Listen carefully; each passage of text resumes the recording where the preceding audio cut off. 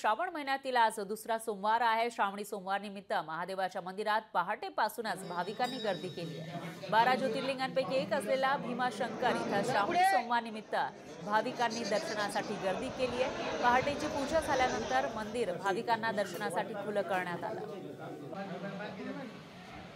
आणि याचा आढावा घेत मंदिराच्या पुजाऱ्यांसोबत बातचीत केली आहे आपले प्रतिनिधी साईदीप ढोबळे यांनी।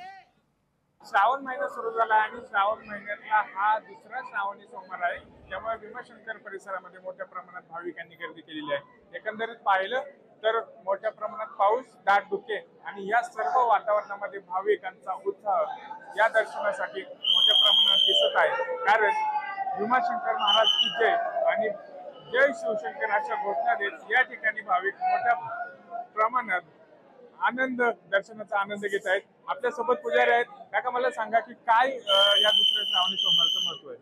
जसं पहिल्या श्रावण सोमवारी गर्दी झाली होती तसाच उत्साह भाविकांमध्ये दिसत आहे आणि भरपूर दाट धुकं, भरपूर पाऊस असूनही भाविकांनी भरपूर गर्दी केलेली आहे। सकाळी मंदिर 4:30 वाजता उघडलं, पूजा सुरू झाली आणि 5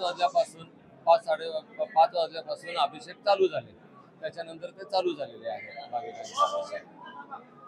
आता मंदिर शेवटचा भाविक जाऊस तर मंदिर उघडं राहणार आहे, हे निर्णय घेण्यात आलेला आहे। त्यामुळे बरोबर आहे, सर्व भाविकांना या ठिकाणी भीमाशंकर महाराजांचं दर्शन व्हावं यासाठी मंदिर पूर्णतः खुले ठेवण्यात आलेले आहे आणि हे मंदिर खुले ठेवून प्रत्येक भाविक या ठिकाणी बिगर दर्शनाचं जाणार नाही, ही सोय देवस्थान ट्रस्टने घेतलेली आहे। साईदीप ढोबळे, लोकशाही न्यूज, भीमाशंकर, पुणे।